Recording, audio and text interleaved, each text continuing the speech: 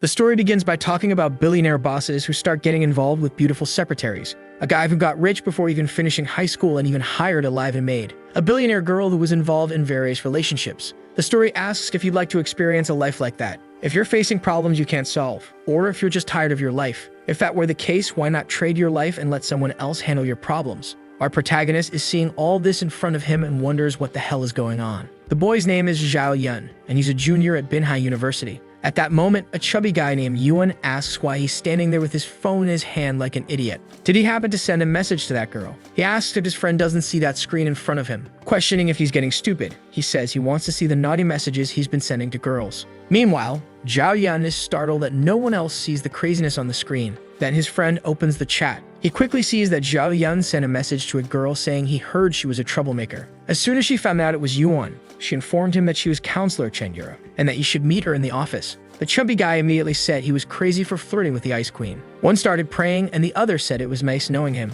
They were his friends Liu Chang and Chen Mao. Our boy snatches the phone from the chubby guy's hand and asks why he said she was just some single girl from school. His friends start teasing him, asking why he's so scared. Our boy says all he wanted was to offer his kind heart to warm up a girl's body. At that moment, he hears someone call his name. It's Counselor Chen Yuro, who says it looks like he's the rascal who sent that message. The poor guy starts trembling. She says he's going to have to learn his lesson for flirting with her like that. His friends say at least in his 18 years of life, he flirted quite a bit. Our boy wonders why his friends seem to be rooting for his demise. At that moment, a window appears asking if he wants to join the Life SWAT Club. Once again, that damn window, he couldn't understand why it was appearing. Trembling, he starts thinking about pressing yes. His life was already a mess, so why fear the unknown? The second he clicked, he was enveloped in blue energy. And in the next moment, he was in a completely different place. He thought he was dreaming, but theoretically, this should be the Life SWAT Club. Then the girl appears and says he's not dreaming. She explains that now that he's a member of the club, he can swap lives with anyone, even animals. She was the administrator of this place and her name was Sue.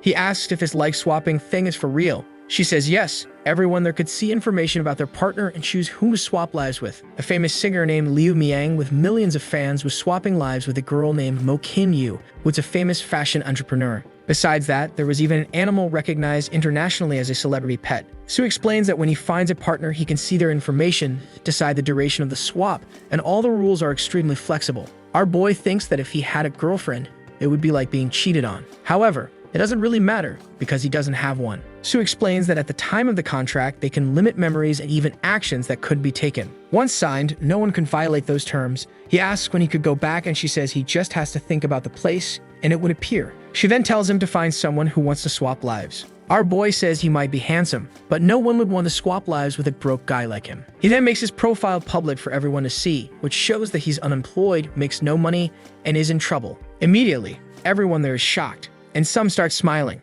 A bunch of people already want to swap lives, saying they are second-generation rich or even world champions in certain sports. Some are movie stars and others are influencers with over 200,000 followers. Zhao Yan doesn't understand why he's so popular being a normal guy in that place. He starts trying to escape the crowd, saying he needs to be more cautious. 3 minutes later, he calls someone to chat. The person introduces himself as Chen Han and says it would be an honor to be the first swap partner with him. That sentence sounded a bit weird, didn't it, buddy? Our boy sees that this guy is 32 years old and the most famous entrepreneur in the entire city of Binhai. Out of curiosity, he asks why so many people were interested in swapping places with his ordinary life. Chen Han explains that the most interesting people are those who are either extremely capable or extremely messed up. That's why people like him who have simple life problems are quite popular. Our boy quickly realizes that he's popular because his life is a mess. Chen Han explains that by making someone else's life better and helping them, they earn life points. These points can be used to buy anything from the club's store. Our boy asks if it's really anything, saying that's incredible. Chen Han says it's truly anything after all.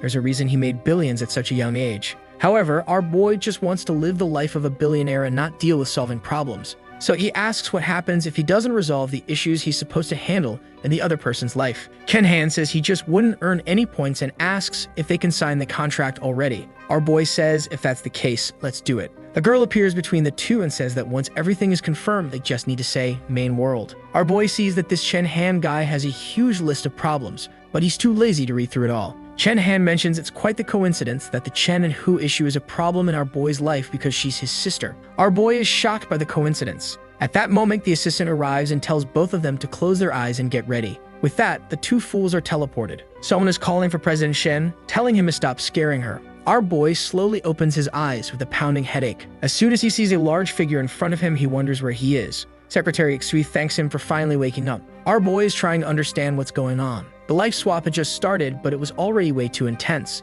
Xui asks what he was doing. She had knocked on the door for a long time and no one answered, which scared her. Our protagonist says he understands, but why did she take off some of his clothes and a little bit of hers? Perhaps due to the body swap, our boy was still feeling a bit uncomfortable. Xui explains that his body was so cold she tried to share some warmth to see if it would wake him up. Our boy starts recovering some memories. This 24-year-old secretary is dangerous and has been trying to seduce Chen Han for a long time. He then says they can continue and she asks, continue what? But the rascal is already enjoying this billionaire life. She approaches, saying that now that he's allowed her, she won't hold back. However, just then, someone knocks on the door, calling for the president. Blushing, our boy tells them to wait, but the secretary says the shareholders' meeting is about to begin. Realizing the situation, she apologizes, saying she thought he was getting ready for the meeting. Our boy explains that the room was so hot that he had to take off his shirt, and she helped wipe his sweat. The secretary says that's a very sensible thing to do. She places the documents on the table and says she's leaving. She runs out, slamming the door behind her. Sue says she got a fright, and our boy says they'll finish this later. He puts on his shirt, saying it's time to handle some business. According to Chen Han's memories, this meeting is an attempt to remove him from his position. However, this isn't his life, so he's just going to have some fun. It was time to meet these damn shareholders. At the meeting, everyone was wondering why he was still running the place and complaining that lately he had been ignoring everything about the company. Then our boy shows up, kicking the door open, making strange noises and walking like a fool. The shareholders were all confused, wondering what was happening. He throws himself into a chair and says that lately things have been so exhausting that his back is killing him. At that moment, a guy named He-Ming says that in this shareholders meeting, he should be a bit more serious. And our boy already knows that this is the scumbag behind the attempt to oust him. He-Ming says he was expecting a bit more seriousness in dealing with the shareholders. However, at that moment, he gets a shock. Brazenly, our boy jumps on the table and asks what he's going to do about it. Just wasn't his life anyway, so he wasn't afraid of anything and decided to go all out. He-Ming says he's only proving that he has no manners. Our boy apologizes but says he's indeed a bit rude. He-Ming then says he won't argue, but he hasn't been managing the company well and even lost the deal with the Binhai group. That's why he should be removed from his position since he's no longer fit to be president of the group. Our boy knows that this deal failed because an unknown company suddenly offered 5% more. That deal had been suspicious from the start, and He-Ming's actions were making everything even stranger. Our boy steps down from the table and says that everyone there is making money because of the hard work he put into building this place. And now, because of a single problem and one negotiation, they want to remove him. He-Ming tells him to step back because he's not in the mood for insignificant conversations. He announces that everyone should vote on removing President Chen Han. Immediately, all the shareholders raise their hands. And He-Ming says that, as he can see, he'll have to step down from his position and won't remain president for much longer. Our boy goes to the chair and asks if that's really going to happen. He warns that if he loses the presidency, he will sell all the shares he owns and dismantle the Hanjiang group. He's the one who built it all, and it's much easier to destroy than to create. The shareholders stand up, saying they know he holds the majority of the shares and that destroying everything would be foolish. The Hanjiang group was still a success, so why blow it all up? Our boy says that they're the ones forcing him into this by doubting his abilities. Immediately, everyone, afraid of losing their invested money, starts saying that they always trusted him. You really couldn't erase such a successful trajectory because of one small failure. Our boy agrees, saying that shareholders like them can't be swayed by such little things. He-Ming says that threatening the entire company's existence over a position is idiotic. But our boy just asks what he's going to do about it, and suggests that in return they should propose that He-Ming take a break since he seems overly stressed lately. The others agree, saying that for him to have come up with such an idea, he definitely needs some rest. At that moment, He-Ming starts trembling, calling them a bunch of two-faced hypocrites. Our boy tells Secretary Xu to prepare the documents so they can begin the voting process. 5 minutes later, everything was approved. Our boy tells He-Ming he can go home and rest in peace. He-Ming rushes toward him, saying he's not sick. The other shareholders intervene, and the police arrive to stop the madman. Javian says that poor guy, his mental state was clearly disturbed, so it's best if he stays home for a while. He's escorted out, but he squeals it won't end like this. And the protagonist asks why the others aren't saying goodbye to their colleague. Everyone waves, saying they'll remember him forever in their hearts. The poor guy even spits up blood. Our boy says he worked so hard that he's spitting blood from all his effort at the company. He definitely deserves a break. A while later, Su says that now that He-Ming has lost his position, the vice president role is vacant. He announces to all the shareholders that they should realize he's looking for someone who will be perfect for the job. Obviously, the greedy ones are all eager to become the new vice president. They decide this is the perfect opportunity to show their worth. Our boy realizes that dealing with shareholders wasn't as hard as he thought. One of them says that this Shanghong company is the one that stole the deal they had made. Everyone says they couldn't have planned everything for so long just to let a scoundrel like that steal it all. Zhao Yan tells them not to worry, he'll handle it. Everyone seems confident, saying they can always count on the president. But obviously, our protagonist has no idea how to solve this problem and just wants to enjoy the luxurious life a bit more. He then declares that the meeting is over and everyone can leave. People seem excited that the vile vice president is finally gone. Our boy turns to Xui and says he has important things to do, so cancel everything's scheduled for the next 2 days. Additionally, she should investigate this Shanghong company a bit. She says yes, and our boy comments that she's very obedient. She tells him to be careful or others might notice the situation. She wonders if her good girl charm has finally worked. But our boy doesn't miss a beat and says they'll need to find a discreet place soon to discuss their relationship in depth. With that, she leaves. And our boy's eyes are on the prize. This billionaire life was really fun. The scene shifts to the international hotel in the city of Binhai. A guy speeds by in a red car. Of course, who else could it be? Our boy, who went to the best hotel in the city. Everything there was incredibly nice. But of course, it was also very expensive. However, being expensive wasn't the hotel's fault, it was his fault for having been poor. Already feeling full of himself, he's tossing keys to the chauffeur. It was time to start enjoying this rich life. As soon as he walks in, the girl at the front desk asks if it will be the usual. Our boy says no, today he wants to order for himself. But at that moment, someone calls him brother. When he turns around, he sees the protagonist and his sister, wondering what he's doing there. Our boy is shocked by this awful coincidence and says he just came to grab something to eat. The hand is already coming down. The scoundrel who's in his body introduces himself as Zhao Yan and says he's a student of Miss Yu Huo. She's impressed by how confident he seems, and our protagonist decides to take advantage of the situation to have a little fun. He introduced himself as her brother and said that the girl was spoiled with a bad temper and that it was hard to understand her emotions. Ken Han in his body was a bit confused. She asked why her brother was saying such unnecessary things, but he warned our boy that what he said was actually quite mild. Ken Han was fuming with rage that this scoundrel was talking about his sister in public. He said that in reality, she was a very kind, loving, and understanding person. Our boy responded that he understood and mentioned he had dinner plans, so his sister shouldn't treat the poor guy badly. With a big smile, he left to enjoy himself. Yuvu thought her brother was acting strangely today. Smartly, the guy said he was sure those words weren't directed at her but at him. She was so beautiful and smart that her brother must have been afraid other people would get close to her, so he said that to make him stay away. Yuvu said he truly had an open mind to interpret things that way, and she thought those words had even moved her a little. In the VIP room, they called President Chen's name. The girls wanted to know if tonight's dinner was delicious. Of course, everything was extremely fancy and top tier. He said it wasn't bad, but it would be even better if 2 people who wanted to earn 10,000 yuan did a little dance. Immediately, they obeyed, saying it was good to have fun. Our boy was impressed by how easy it was to get people to do whatever he wanted with money. It was just a pity that his friends couldn't see the life he was living.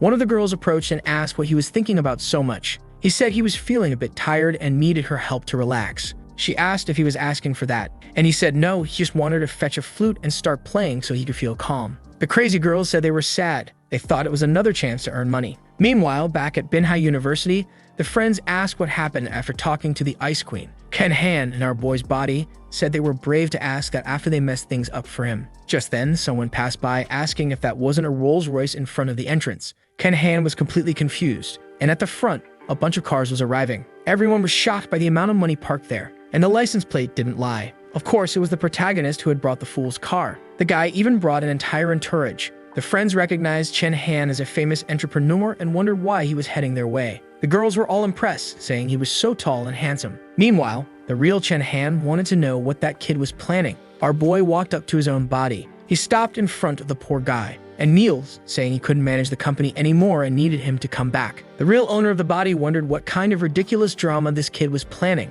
He had negotiated many times in the club, but never imagined he'd meet someone so shameless. The friends started yelling at Zhao Yan, asking why he always pretended to be poor. They began shaking the poor guy, asking why he had been hiding all of this. The chubby friend, on the other hand, said now that he knew, it'd be good if he treated his friends well. Our boy was thrilled. Meanwhile, Chen Han was furious that this lunatic was faking everything, and now the situation had gotten complicated. But our boy was on cloud 9. Now everyone would believe he was an incredible person. Yuru, observing the situation, found it strange. This Zhao Yan was more mysterious than she had thought. The guy said he really was a rascal, and our boy told him to hurry back to the company and inherit everything from them. The guy told him to get lost, and obviously they left like a pair of fools. The body's owner was angry that he'd made a deal without the proper rules with this arrogant kid. Seeing his irresponsible behavior, he couldn't even imagine what he had done with his body. The friends were all impressed that the most influential entrepreneur in the city seemed to be obeying one of their friends. Back home, his sister approached and asked why he was showing so much respect to Zhao Yan.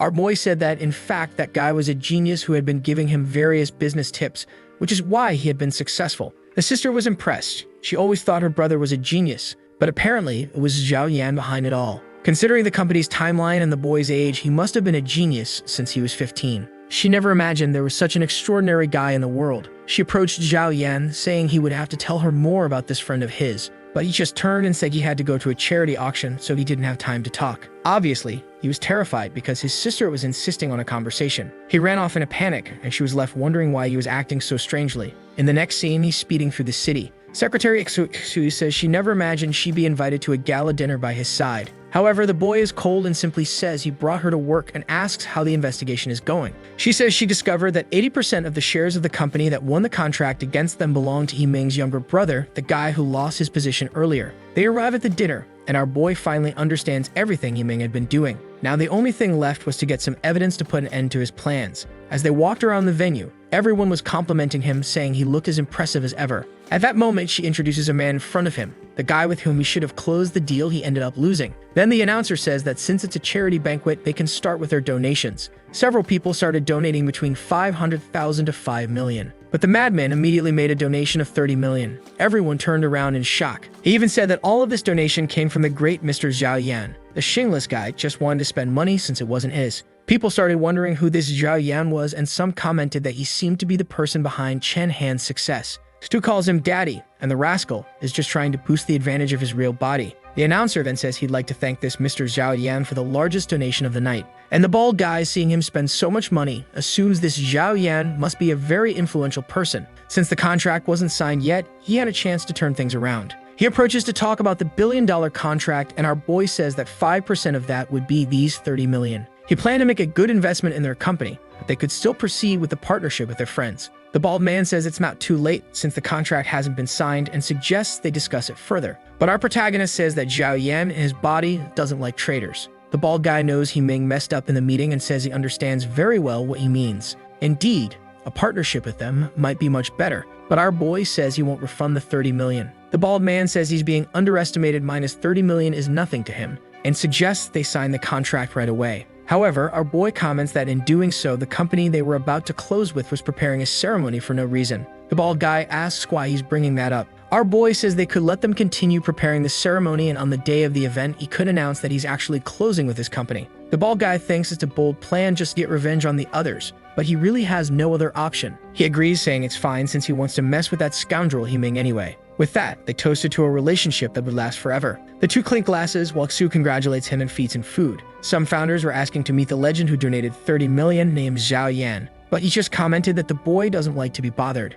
Everyone thought Chen Han didn't want anyone else to get in touch with Zhao Yan. Meanwhile, someone kicked a table. It was a fool Yiming who had arrived home fuming with rage after losing his position. His brother-in-law, Xiuping, tells him to relax since soon enough he'll become president of Changhong. Besides, tomorrow was the day to sign the contract. He could reveal the truth and make Chen Han look bad in front of everyone. Yiming responds that it's not a bad idea and suggests they invite the press so everyone can witness the humiliation. Tomorrow, that scoundrel Chen Han had better be ready to be embarrassed. Then we move to the next day. Bottles and clothes are scattered on the floor, and our boy wakes up, saying that he worked a lot during the day but worked even harder at night. Luckily for him, this guy didn't have a girlfriend or wife, so he could do whatever he wanted without worrying. He lightly slaps Xu's face, telling her to wake up. It's time to go to work. She clings to him, asking if after yesterday's successful negotiation, he's ready to humiliate the traitor Yiming. He says yes, yesterday was indeed a lucky day. At school, everyone found out that Chen Han had donated 30 million. The real owner of the body obviously wasn't happy about this. He was wondering how he was going to fix this mess. Now this scoundrel had really messed things up for him. Everyone in the class found out that when Chen Han donated, he said it was on behalf of the Yuan family, and the friends were all sucking up to him. But he was desolate. He had never donated more than 5 million in his entire life, and this scoundrel went and spent 30 million in one go. Even the professor heard about it and said he should say something encouraging to the class. He said he was just a bit unlucky, and that it was a small contribution that didn't need to be mentioned. The professor threw his arms up, saying that this was truly a kind and noble person. Everyone in the room applauded while he thought to himself that this Zhao Yan was truly shameless. He had never met a scoundrel so full of tricks like him. His sister, however, was impressed with Zhao Yan, saying that he was much kinder than her brother. He quickly noticed the look in her direction and wondered if this girl had fallen for Zhao Yan. Meanwhile, our boy was sneezing repeatedly. Apparently, some bastard was cursing him. Juxi was startled, asking if he was okay and wondering if it was her fault for stealing the blanket last night. But our boy said it must just be some beautiful girl thinking a lot about him. She pinched his cheeks, telling him to stop talking nonsense.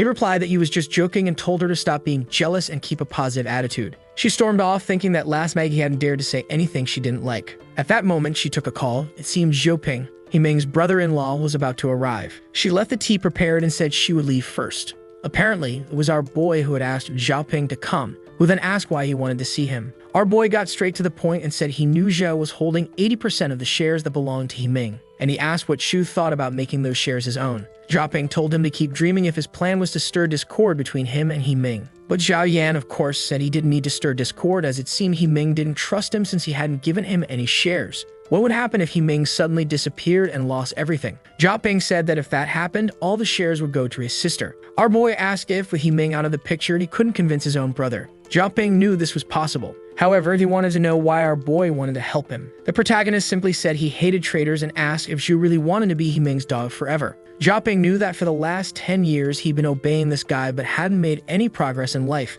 It was long overdue. He decided to accept the deal to gain the 80%. Our boy then wished them both a successful partnership. However, what Zhaoping didn't know was that our boy had been recording everything. Now that he had this video of Zhaoping, he had him in his hands. At that moment, Su rushed in, saying they had a problem. The video of them entering the hotel last night had already been posted online. Our boy asked what the problem was then. After a business discussion at night, he had simply paid for his employee to stay in a hotel so she could rest, and they reviewed everything that happened. Su asked if his wife would believe that excuse. Suddenly, our boy was in trouble and asked what wife she was talking about. Su yelled, saying it was obvious, the wife he had always had. Our boy was shocked and wondered why he had no memory of being married. He probably set a rule in the contract not to have memories of this woman. But then he thought, why should he care about this anyway, since it wasn't his life? Trembling, he told her to relax, that it wasn't a big deal. He started dancing anxiously, eager to get back to his own body and leave this mess for Chen Han to fix. Xu then said that given the situation, his wife wouldn't want her to be his secretary anymore.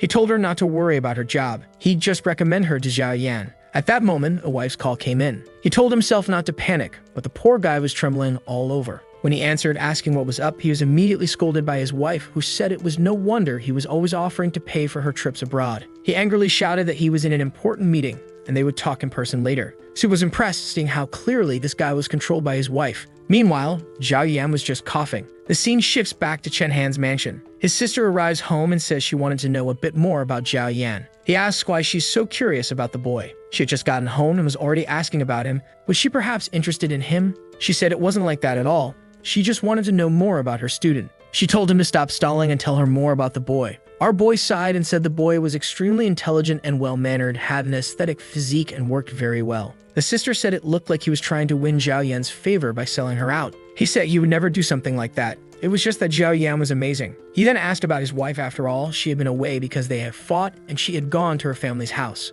At that moment, he felt desolate. His wife had been away because they had fought, and yet he had gotten himself into this mess. Then he received a call from someone asking if he would attend the Chang Hong Company's contract signing ceremony. Of course, he was very eager, since they were dying to show off to him. The day of the big ceremony arrives. Stu, standing next to him, asks why he wanted to attend Chang Hong's event. He explains that a great show was about to happen soon. However, everyone was wondering what the people from Hanjin Group were doing there. Then the announcer invited Chang Hong's president to enter. Himing appeared, welcoming everyone. Everyone immediately recognized him as a former employee of the Hanjin Group, and Himing said the most special person there was the current president of Hanjin Group. Our boy simply replied that he was looking forward to his performance. At that moment, Himing welcomes Mr. Liu, who was responsible for the entire negotiation. Liu takes the microphone and says that indeed, it was a good negotiation he made with the Hanjin Group. Confused, Himing leans in and says the deal was made with Chang Hong Group. Everyone is a bit puzzled, wondering if he mixed up the names or if he really signed with Hanjin. He apologizes and says he'll clarify. He shouts for everyone to hear that the Binhai Group made the deal with Hanjin Group. At that moment, everyone whispers that Himing is making a fool of himself, and it seems that Chen Han had orchestrated a plan. Stu and our boy are laughing, saying they never expected the fool to react like that. Himing turns to Liu and says he'll lose all credibility if he does something like this.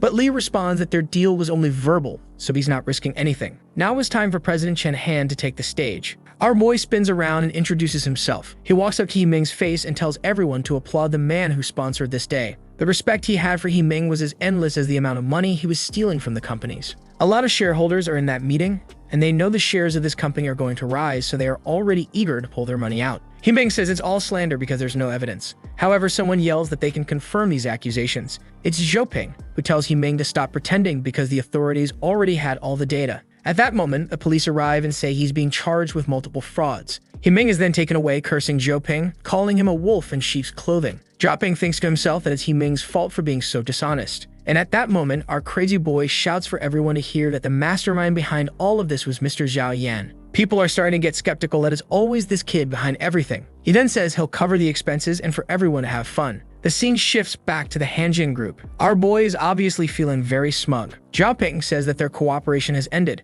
so what does he want to discuss? Our boy asks what he means by it ended when it's only just begun. He tells him to take a look at this video. Zhao watches the moment he says he's going to screw over Himing so the shares go to his sister, and he'll keep everything. And he asks the protagonist what he means by showing him that video. Zhao Yan questions if he really thinks his sister would let him be the owner of the company if she saw a video like that. He'd probably go from vice president to bike thief. Zhao knows he's in deep trouble now and asks what the scoundrel wants. Our boy says it's pretty obvious. He'll have to transfer all the shares of Changhong. He clarifies that they wouldn't go to him but to Zhao Yan, and of course he gets some money. Zhao realizes he's gone from a sinking ship to an even worse one. The problem is that he doesn't have many options now as he's lost support in the city. He responds that he understands and asks what he needs to do next. Our boy tells him he just needs to get his sister to sign the contract and it'll all be settled. Zhao says he wants to see the money first because the people in this city are very cunning. Our boy pulls out a card with 10 million and says the last 6 digits are the password. Zhao asks if he isn't afraid that he'll take the card and disappear. Chen Han warns that doing that would cause him problems with Zhao Yan, which he wouldn't recommend. He leaves saying that if he does his job well, the master might even meet him, which would be a golden opportunity. Now that he was about to receive a multi-billion-dollar company, life was getting interesting. It had been 6 days since he swapped bodies. Fu asks how he managed to convince Zhao and he says it's all thanks to Zhao Yan and his planning. She announces that from now on, she'll be working for Zhao Yan, and besides that, she'll help manage Chang Hong, working 72 hours a week. She's thrilled to work for someone Chen Han respects so much. She says she doesn't mind working 72 or even 69 hours, if you know what I mean. At that moment, a meeting is taking place at Chang Hong. Chang Hong himself thought the company would go to Zhao sister, but then our boy barges in, pushing everyone aside. The guard apologizes, saying he couldn't stop the madman. They stare at each other. Chang Hong asks why Mr. Chen is interrupting his meeting. Our boy replies that he doesn't need to worry about this meeting anymore since he won't be dealing with it. He snaps his fingers and tells Sue to hand it over. She then hands over the paperwork for the shares. He says that all the shares of Chang Hong have been transferred by Zhao Yan and he's here as his representative. The guys already know that if the shares were transferred, it means they have a new boss. And our boy announces that from now on, Miss Sue will be running this place. A second later, he tells everyone to welcome the new vice president. She's beaming, glowing with pride, and our boy tells her to do her best. He says he'll bring in some elite personnel to help her, and besides that, in a few days, she'll get to meet Zhao Yan, so she better not mess up and embarrass herself. All rejuvenated, she says she'll do her very best. At that moment, the phone starts ringing. It's the wife saying she'll arrive tomorrow and he better have an explanation. However, our psychopath responds that he's never explained himself to anyone in his life and tomorrow won't be the first time. As he thinks to himself, helping Chen Han gain some authority in his marriage was a favor. He doesn't even need to thank him. A week had passed, and it was the end of the first life swap. Our boy was back in his body, feeling a bit confused about everything that happened. Chen Han, of course, appeared with fury on his face. Our boy just smiled and said it had been a while since they'd seen each other. Chen Han only responded that in all his time there, he had never met someone as shameless as this kid. Our boy thanked him for the compliment and said that even his friends say he's a great actor. He approached Chen Han and told him not to be so angry, asking him to share a little about his time in the club and how many members he'd swapped lives with. But Chen Han just told him to stay away. He said he was going to check his points and there was no need for him to come along since he hadn't completed anything. But our boy insisted, saying he just wanted to take a look. When they arrived, a treasure chest-like thing appeared filled with floating items. One of the pieces of equipment caught our boy's attention. Chen Han explained that yes, there were many incredible treasures there, but since he had just arrived at the club, he didn't have access to any of them. Chen Han had completed our boy's life, not only resolving the issues with his sister, but also turning him into a campus celebrity. The 5 points he earned were a great success, and it had been 4 years since he had earned that much. Our boy asked how to check the screen to see what he had earned, but Chen Han told him to give up on that. It didn't make any difference, and it would be a waste of time. However, Zhao Yan replied that the world is full of surprises, and you never know what might happen. At that moment, Chen Han froze for a second. He was startled and asked if Zhao was really a beginner. He hadn't just completed a billion-dollar deal with an international company, but had also removed a spy from within it. Chen Han, now alone, asked how Zhao had earned 10 points and accomplished all that. He was furious, saying that because this scoundrel was a student, he had to work his butt off just to earn those few points. Our boy said that Chen Han's life was actually easy. He earned those points without even trying. For him, living with billions was easier than living as a kid. Chen Han admitted that this scoundrel really was some kind of genius, while our boy was feeling on top of the world. The chubby guy told Chen Han not to exaggerate, it was just 10 points. But Chen Han said it was the kid's first negotiation. Now the chubby guy was confused, saying that this scoundrel beginner really changed people's lives. Everyone was impressed that a student had closed billion-dollar negotiations. Our boy said those challenges were so easy he solved them without even trying. All he wanted was to enjoy the life of a billionaire, but he didn't think it would be that easy to fix everything. At that moment, Chen Han came over and kicked him, saying, "Skill over luck." He left while our boy wondered what he could buy with 10 points. Just then, Administrator Sue appeared, saying he could get quite a bit with that. She congratulated him and said she never expected someone like him to be so talented. He said he needed to get to know the club more, and she said she'd give him a tour, after which he could decide what to buy. The building was like any other, with a cafeteria, places to sleep, and areas for the staff. In the item room, he could search for any specific item, and if he couldn't find it, he could ask the staff for help. He then found himself in a room, and with those points, decided to buy something to strengthen his body. He spent 5 points to buy a body enhancement agent. Back at home, Chen Han grabbed his phone to call his wife, thinking she must have relaxed after the problem they had. What he found strange was that her number had been deleted. Luckily, he remembered it and called, feeling a bit embarrassed, asking how she was. Immediately, he was scolded with her complaining that he blocked her number after publicly cheating on her. Before he could say anything, she hung up, saying she arrived tomorrow. Chen Han knew this was Zhao Yan's doing again. He called back, apologizing, and she asked, "Where's all that courage you had when you said you never explain yourself to anyone?" Then she hung up on him again. He swore he'd get revenge on that scoundrel Zhao Yan.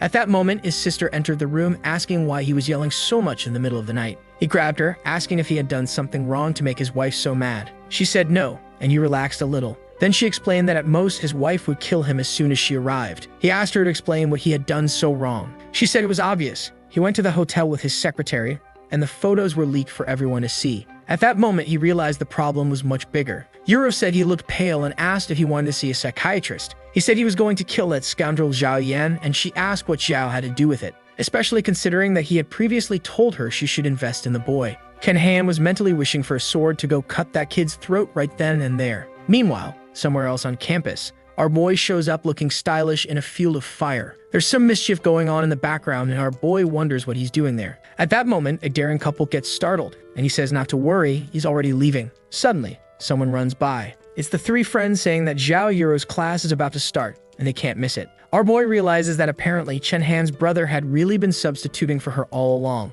The fools arrive, all out of breath. Dangerously, she asks where Zhao Yan is. The chubby friend doesn't hold back and tells the truth, saying the boy was watching a couple having an adventure in the woods. However, Yuro said she doesn't believe a boy like him would be interested in such things. The guys say that she's clearly disillusioned. She immediately confronts the others, asking why they were late as well. Right then, our boy, looking like a fool, asks why no one is entering a classroom. The guys tell him he's way too relaxed for someone about to be punished for being late. As soon as he enters, she asks why he was late. He doesn't know what happened earlier, so he just says he overslept. She tells him to take it easy and not study so late, then says to get inside because class is about to start. The guys wonder what's going on. Why was the Ice Queen being so gentle with that scoundrel? At that moment, our boy gets a call from Secretary Xue. He tells her not to worry. He'll visit the new company tomorrow. Obviously, he knew he needed to start protecting himself because things were going to get crazy. The guys complain that our boy is on his phone, but the teacher says his grades are good enough to allow it. Our boy approaches her and says that, as she knows he's a very studious young man and would like to ask some questions tonight. The friends think to themselves that he's no longer pretending and is going straight for it. She replies that tonight isn't possible because her brother wants to talk. He tells her brother is going to be so busy yet you won't have time for any conversation. She says that if that's the case, they can talk later. A while later, the friends are eager to know what dirty tricks he's been using. Meanwhile, at the Hanjin group, Chen Han arrives, hoping the scoundrel hadn't caused a disaster there. He greets the secretaries, who all seem normal, and he feels relieved. Someone knocks on his door. A girl named Xiao Liu enters, and he asks where Xue is. She explains that Su and some authorized people went to another company. He asks where they went, already suspecting it's one of Zhao Yan's tricks. She says everyone went to the Chen Han group and that they had asked Zhao Yan for help managing it. He then asks who she took along. She explains that they took the sales department and the future negotiations department. Chen Han slams his fist on the desk, saying this scoundrel was even more ruthless than he thought. Xiao Liu asks if he's having problems with Zhao Yan and tells him to be careful or the company could go bankrupt without him. Chen Han immediately fires her. She asks why and he says he'll give her a year's salary and tells her to leave. At that moment, he gets a call from his wife saying she's at the airport. The poor guy runs out in a panic, saying that after he deals with this, he'll handle that cursed kid. Meanwhile, in front of our boy's new company, Sethu and several secretaries are waiting to meet Zhao Yan, eager to see what kind of luxurious car he'll arrive in. However, our boy shows up casually, already noticing that Su had prepared a grand ceremony. People find it odd that he arrived in a taxi. They start complimenting him, saying he's truly a man of the people who doesn't care about showing off. Shu introduces herself and says she'll show him the entire Chen Han group. With that, they walk around touring the place. A while later, she asks if he has any orders. He tells her to buy a house and a car for him and put them under the company's name. She asks if he's going to stop hiding his money. Our boy says he just turned 20 and no longer needs to hide his wealth. It was a family rule. She asks if he's going to use all his power now, and he says that's exactly what he's going to do. She says that's perfect and reveals that the Chen Han group is in a huge crisis. He had no idea about this and asks what kind of crisis. She explains that everything had been established with the support of Chen Han's company, but a few minutes ago he called and said he wouldn't be sending them anything. Our boy realizes that unfortunately that guy still has the power to mess up his plans. Sue says she has no idea why he got so angry out of nowhere, but the problem is that their company has many ties with his. He says if there's a problem, there's a solution and asks if they can still buy the house. She says that's simple. At least until next month, they'll still have money. He says that's perfect then, and that he'll find a way to deal with the crisis and she should deposit $1 million into his account. She says she trusts his talent and will handle it. She's impressed by how calm he seems considering he's about to lose the entire company. Meanwhile, at Benhai Airport, Chen Han is waiting like a dog for his wife. He knows women like to be flattered. A week had passed and now Xinru, the dangerous one, was back. Chen Han, like a fool, says that he's glad she's back. She just frowns and says he's grown really bold. Scared, he says he'll explain, but she kicks him, telling him to explain it to her foot first. The poor guy realizes he's not getting out of this one. He takes a hit right in the head and admits he knows he was wrong. When it hit, he falls to the ground like a fool with a bucket on his head. People at the airport are startled by the noise. Xinru says it seems he forgot that she's a black belt in Taekwondo. Everyone starts recording, shocked that a man is being beaten so badly by his wife in broad daylight. As she tells him to go home, the poor guy swears he'll get his revenge on Zhao Yan. But the scene changes to a cafe. Yuro says he was right. Her brother canceled their plans for the night. He replies that he figured, as her brother is a very busy man. He orders for both of them, and she's impressed that he knows everything she likes. Our boy says he has a talent for reading people. But in truth, he just stole all the memories from her brother, didn't he? She says she's impressed and wants to know how she and her brother met. As they're on this romantic date, someone is watching them from a distance. In the end, she says it was a wonderful evening, and he invites her to his apartment, saying he wants to show her how his cat can do somersaults. She says she'll see that another day, and our boy offers to walk her home instead. Outside, it's a bit cold and eerie, but our boy reassures her, saying there's no need to worry, he's there. Of course, the 5th-generation gangsters show up, right? Shall we summarize this? She throws herself into his arms, saying she's scared. The most poorly designed thugs of the entire series jump at them. Having consumed the body-strengthening potion, he easily dodges. He kicks one of them, and the guy falls to the ground like a fool. The others are stunned. He takes down another one, and the rest flee. The beating was so bad that Yuro even feels sorry for the thugs. However, the man watching from behind the tree knows Zhao Yun is a member of the Life SWAT Club. A crowd starts gathering, recording the fight that's happening. Our boy grabs Yuro's arm and tells her they'd better get out of there. They spot someone getting out of a taxi and decide to take that one. As soon as they get in, he gives the driver Yuro's home address. But suddenly, the driver seems to be going the wrong way. He says he doesn't know what's happening. It's like the car isn't responding. Our boy suggests he stop before there's an accident, but the driver replies that he's not in control of his own body. Zhao Yun starts suspecting the person standing next to the car when they got in. Panicking, the driver says he's an innocent man and hasn't even gotten married yet. A while later, they stop in front to a strange abandoned house, and the driver says it seems like they've arrived. Our boy knows this is the work of someone from the Life SWAT Club. Yuro asks if they're going to go inside. He says no, but as they start to leave, someone inside calls for help. Our boy tells her to ignore it, but Yuro says they can't abandon someone like that. He knows it's an obvious cliche, but he can't stop her. The blonde guy hiding behind the tree thinks they've caught another newbie in their trap. As they enter the basement, someone is calling for help. Our boy opens the hatch and Yuro says they need to go in and check it out. They walk down the stairs and the cries for help are coming from a door at the end. When they open it, they are both startled. A girl is tied up with chains and several others collapse to the ground, saying they're finally being rescued and begging for help. Yuru approaches and says they can't open it without a key. At that moment, everyone hears a strange noise. Yuru realizes her phone has no signal. Suddenly, some wolves appear in the room. 3 of them growl at our boy, but he's powered up and starts taking down the wolves with his bare hands. The wolves don't stand a chance against him. He even asks if this was the whole plan, but just then, Yuru stabs him with a needle in the back. The blonde guy enters and our boy says it was a good idea to use the dogs and take advantage of the chaos. The guy congratulates him, saying it's no wonder he earned so many points on his first try. Our boy thanks him for the compliment and says they can talk, but the guy asks if he really thinks he's in a position to negotiate. He mentions that next month is the annual life points competition in the club. At that time, people can negotiate points from anywhere in the world. And of course, weak newcomers are the main targets to steal points from. Our boy dodges another needle. He asks the guy if those needles are how he took control of people's bodies. The guy replies that although he dodged, his friend wasn't so lucky. Yuru, dazed, starts to drink something and liquid is dripping from her eyes. The guy asks if he wants to become a servant or watch her die. Our boy, unafraid, charges at him. The guy throws a barrage of needles, but our boy dodges them all. The fool wonders how someone who's only completed one mission could have such speed. And then our boy gives him a solid slap to the face. Grabbing him by the neck, he demands the antidote. The guy explains that it's just an aphrodisiac, so he doesn't need to worry about her life. The poor girl is collapsing to the ground, calling our boy's name, saying she's feeling hot. Excited, the guy says she's truly an exotic beauty. But our boy picks up a metal bar from the ground, swings it at the fool's arm, and demands the antidote again. Agonizing, the guy says he'll hand it over. With that, our boy quickly runs to give it to her. The guy can't understand why this dumb kid traded points for strength. Most people in the club exchange everything for luxury, which is why it's so easy to exploit beginners. Our boy then carries Yuru, who asks what happened. As the girls head off for revenge, he tells them they should leave. The fool asks what they're going to do, and they say they're just going to return the favor for what he did. Desperate, he begs for help, but our boy says he'll have to deal with it himself. As they leave, they hear the girls doing some very adult things to the guy. A while later, Yuru is back home. Seeing her brother, she asks what happened to him, why he's so beaten up. Our boy tells him it's not good to get involved in so many fights. Yuru already suspects that he probably got beat up for cheating. Ken starts shouting, saying it's all the fault of that scoundrel and tells him to get lost.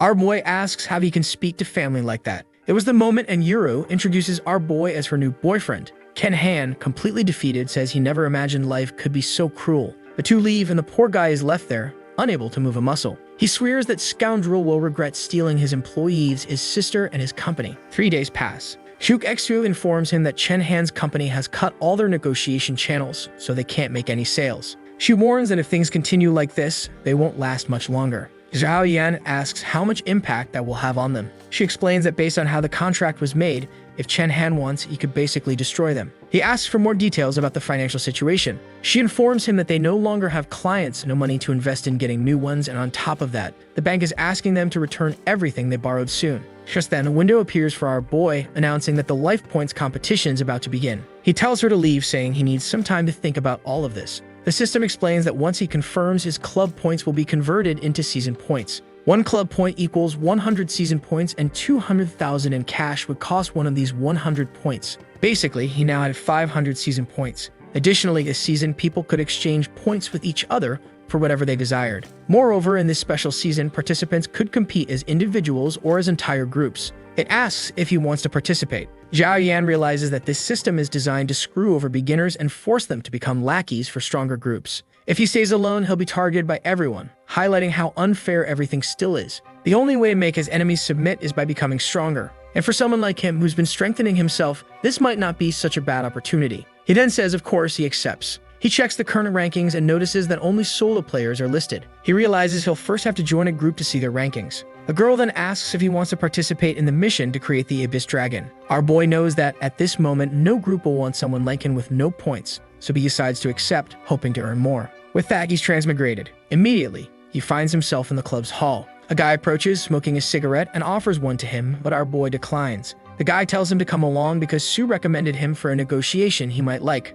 Our boy asks what's going on and if the guy is also participating in the current event. The guy explains that he's from 20 years ago and only people from this generation can join the event. Our boy says if he's been in the club for 20 years, he must be extremely influential. The guy says none of that matters because if he doesn't swap bodies soon, he'll die, so he's here to bet everything he has. Hearing this, our boy gets excited. This guy must have a lot of points. He asks why the guy chose him, and the man says Sue told him he had great potential. Half an hour later, the guy is shocked that our boy wrote an entire novel in the contract. The guy is impressed with how cautious people are these days. The guy's mission in life is to help the police take down the Zhao Shen gang and help his brothers live a good life. Apparently, this guy is an undercover cop, and our boy imagines that, at the very least, his life will be exciting. With that, the transmigration begins. 20 years ago in the Sea of Lin. In the middle of a rundown area in the slums, our boy begins to receive memories of the life of Lu Jianjun. He grew up in the outskirts, studied hard, and became a policeman who, at the same time, worked for the criminal underworld. It seems a major operation is happening, and a man named Hu Guangfeng plans to get rid of him as soon as the mission is complete.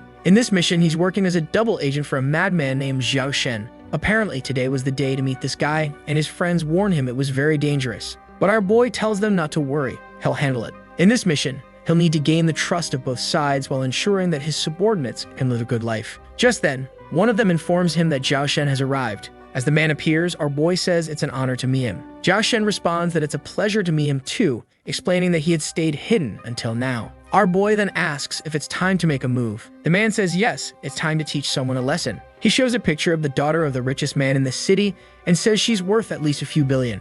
Zhao Yan asks if he's planning to kidnap her. While thinking to himself that this madman is about to do something crazy, Zhao knows he can notify the police at any moment. Zhao Shen says of course, but it's Zhao Yan who will be the one to kidnap her. Now he's in trouble because this is clearly a loyalty test. The man asks if he's afraid to do it. Our boy in this situation replies that of course he's not afraid. After all, they're brothers, so there's no reason to be scared. He assures them that they'll handle it. Zhao Shen gets up and leaves, saying he knew he could count on someone as reliable as him. If he needs anything, he should talk to a guy named Bio, who will help him. Bio introduces himself, and our boy tells him there's no need for formalities. But it's obvious that Bio is just a spy to keep an eye on what he does. The scene shifts to the Golden Tiger nightclub. Our boy arrives with the goons, asking where a guy named Quan Long is. Immediately, someone rushes out saying they'll call him. Quan Long says he's in the middle of something and doesn't want to be disturbed, but our boy kicks the door open. Quan Long was in the middle of some fun. He asks if the intruder is looking to die. Zhao Yan comments that Quan Long seems to be getting quite influential. Quan Long quickly apologizes,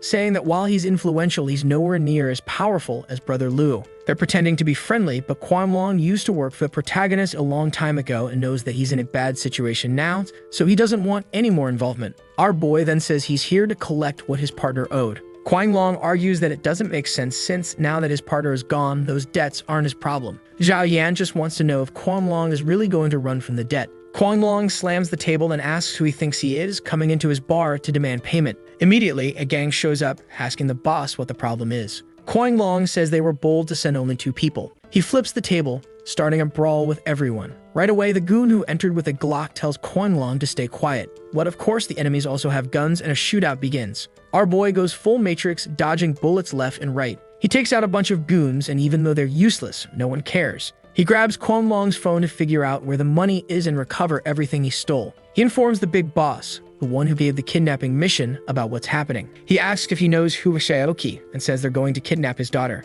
The boss says that's crazy, but our boy explains it's part of the loyalty test Zhao Shen gave him. The boss asks if there's a specific time for the operation. Our boy asks if he's not worried about him and his subordinate since they could die in the kidnapping. The boss tells him not to worry, they'll make sure everything goes smoothly. But obviously, this mustache guy's plan is to get rid of the protagonist and use Shen, who hired him. However, our boy isn't dumb and knows this guy is plotting something. 3 days later, they're waiting for the girl's car to pass. Bio, who's been acting as a spy, says this plan of his is a bit excessive. Our boy tells him that if he values his life, he can just sit back and watch. Bio thanks him, saying that if that's the case, he'll wait for the good news. Meanwhile, in the car, the driver tells Miss Hu to act natural and not show any weaknesses. She, all beautiful, replies that if it's acting they want, she'll put on a great show. The driver assures her that even though it's a kidnapping, they'll ensure her safety. But she tells him he talks too much. Suddenly, a tree falls in front of the car. The driver gets out and tells everyone to make it look as realistic as possible. Our boy tells them not to hurt anyone,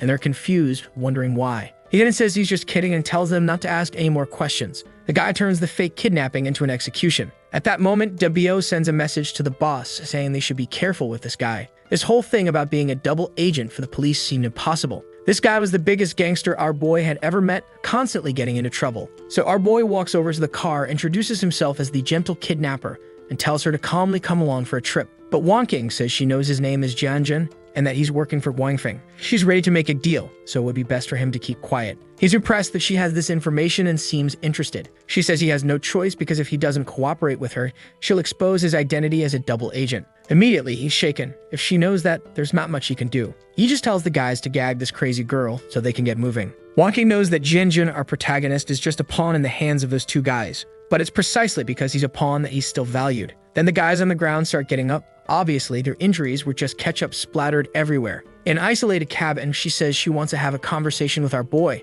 She asks if he knows that no double agent for Hu and Guangfeng has ever survived a mission. She then says she not only can help him survive, but can also guarantee a much better position. Our boy doubts her and asks what kind of power she thinks she has. She's planning to kill Hu Xiaoqi, who, if he remembers correctly, is either her father or the richest man in the city. He's not sure, but he's scared. However, our boy gets excited because this might be the chance to take down all three of them at once. He says she seems eager for this cooperation, but first she'll have to answer some questions or it's not happening. First, if she's Hu Xiaoqi's daughter, why does she want him dead? She explains that her father and mother had some business dealings, but shortly after she was born, he planned and killed her mother along with the entire family. She only found out about the incident after she turned 18. Our boy then asks if she's not afraid he'll go and tell Xiaoqi about this. She says she's not scared because he seems more interesting than those guys. He wonders if she's also a member of the club. He then says he's curious about how this cooperation is supposed to work. He imagines she might not be part of the club since she doesn't have any points, and during this season, points should be visible.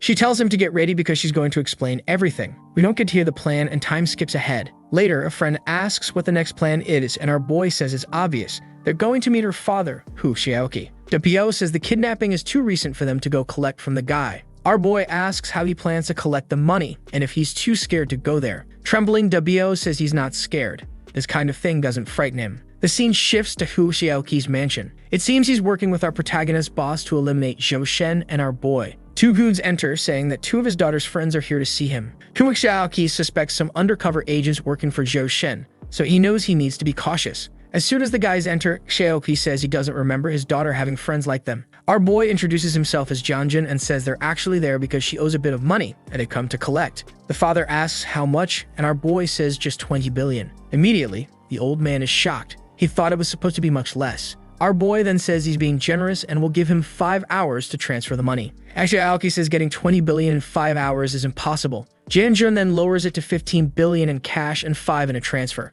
To keep him motivated, he suggests talking to his daughter. 3 minutes later, Xiaoqi calls one of his employees and instructs them to transfer the 20 billion directly to the boy's account. As the old man starts to leave, our boy tells Dabio to keep an eye on him so he doesn't try anything funny. And they walk together, telling Miss Wonking's father not to pull any tricks. When they're alone, the father asks what's up with the price increase. Our boy says he'll need to introduce himself again. He's Jianjun, the guy saving his life. The extra 15 billion he's asking for is the price of saving him. The father asks what he's talking about. Our boy starts listing all the crimes he's committed and the people he's killed to maintain his business. The old man asks how he knows about all these crimes. Our boy says he knows that Xiaoqi is working with Guangfeng to kill him once this whole deal is over. However, he warns that if the 15 billion doesn't hit his account, he'll disappear from the city. The old man thinks this is all a setup by Hu Guangfeng, who's the only one who could know all of this. Back in the isolated cabin, our boy tells them to release the girl. Meanwhile, Dabio is reporting to Zhou Shen that the operation was a success. Zhou Shen comes in and tells our boy it's time for him to receive his honors because he's very happy with the results. Our boy says it'll truly be an honor for him. As he begins to reflect on his real life and the crises happening in his company, he remembers everything Secretary Su told him about the difficulties they're facing with negotiations. He starts imagining that maybe he could devise a plan that would work 20 years from now. The scene shifts to Zhou Shen's house. He praises our boy for having done such an incredible job without any issues. Our boy humbly responds that there's no need for such praise since he was just watching the guy's work. Zhou Shen then mentions that he asked for an extra 15 billion from the girl's father and says he can keep that money. He then reveals that the kidnapping was just a test, as the real plan is to take over the entire city. Our boy asks what kind of test involves 20 billion being just the beginning. Zhou Shen apologizes but says that such information can't be disclosed yet. Our boy responds that it's all good as long as he and his friends get their share, the deal is done. Zhou Shen proposes a toast and says they'll meet again in 6 days to go over the details. Today was a day to celebrate the success of the kidnapping. A while later, our boy passes all the information about what happened to Hong, who tells him to be careful and ensure that no one finds out about him, all while thinking that as soon as this is resolved, he'll be the one to get rid of this kid. But Xiao Shen is already plotting and thinks that Huang has no idea what's coming. At that moment, one of the henchmen informs our boy that they've recruited everyone he asked for. Our boy congratulates them, telling them to save the rest of the money so they don't have to live this way any longer. Meanwhile, he wonders how he's going to assure his own success 20 years from now. Then he suddenly remembers someone who would be perfect for this plan. Wait, what is this? He went to talk to Mark Zuckerberg before he created Facebook. I think the author was having an off day when he wrote this, because of course our boy suggested that Mark Zuckerberg should create Facebook. After explaining everything, the lizard became interested. Our boy gave him several tips and future insights, and Zuckerberg wanted to thank him. But our boy told him to thank someone named Zhao Yan in 20 years. He also warned Zuckerberg about the metaverse, telling him not to get involved or he'd lose a lot of money. This plot twist is something else. What's going on here? Who's writing this? And wait, he went to talk to the guy who founded Xiaomi too. The guy said that Samsung and Nokia were too strong, and entering the smartphone market would be madness. But our boy gave him tips and then left, saying he knew what would happen in the future. The guy even went to talk to Steve Jobs. He warned him about the illness he'd suffer and told him to prepare. And as always, he told him to thank Zhao Yan 20 years from now. Oh my gosh, this guy doesn't stop. Next, he went to talk to the man who created electric cars. This guy's day must have 89 hours because he managed to meet with all of these people, and it wasn't even nighttime yet. Or maybe a few days had passed, and now it was time to meet with Xiao Shen again. In the truck, Xiao Shen said he'd explain the plan to everyone. They were after a metal called cow, which was worth over 200 million. On top of that, they'd let the entire city know that they had kidnapped that rich guy's daughter. And if he didn't pay 10 billion, they'd kill her. I'm a bit confused because I thought that girl had already been returned. But who knows at this point? Our boy isn't happy with this because now that everyone knows, things are getting complicated for him. But Xiao Shen told him not to worry, because once the plan succeeded, he would like this video that helps Mamoru make more juicy content for his viewers, activate the cheeky little bell, and I'm out.